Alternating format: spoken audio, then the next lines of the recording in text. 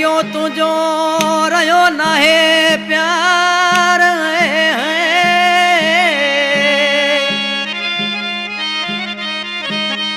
ओ पिरी अॻियो तुंहिंजो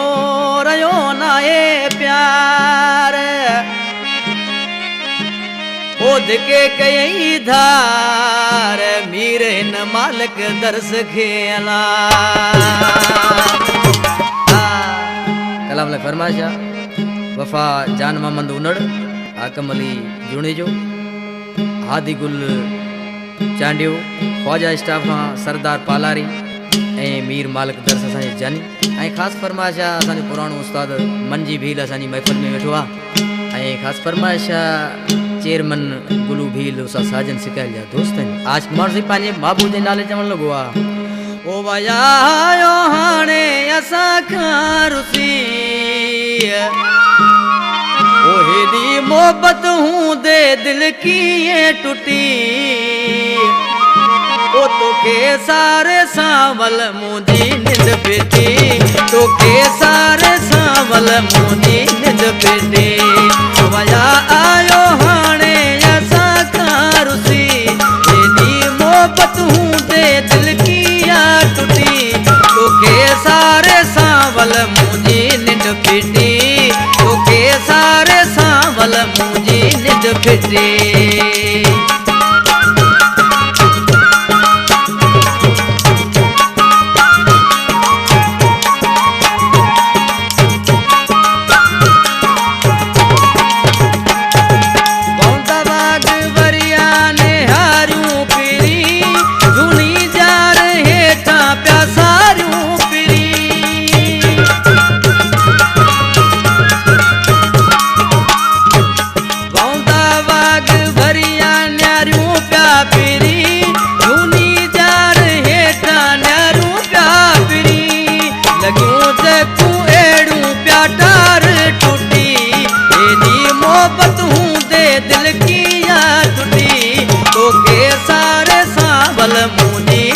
बेटी तोखे सारे सावल मुंहिंजी निंड बेटी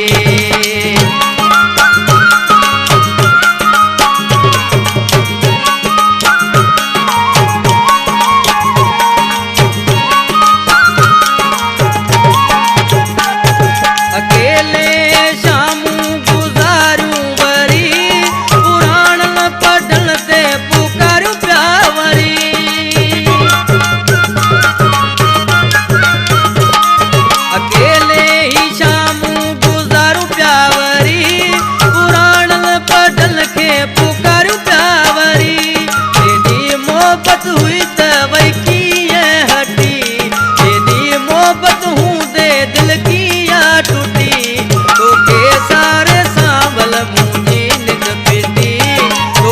सारे सावल मुंहिंजी निंड पेटी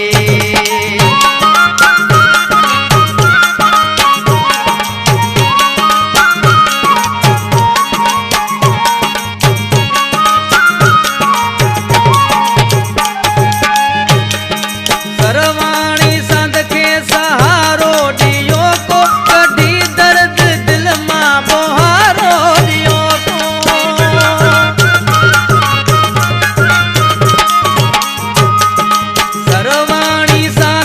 सहारो ॾियो को कढी दर्द दिल मां बोहारो ॾियो को भोला मोहम्मद सां क़िस्मत कई आ पटी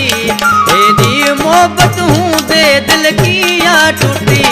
तोखे सारे सावल मुंहिंजी निंड पेटी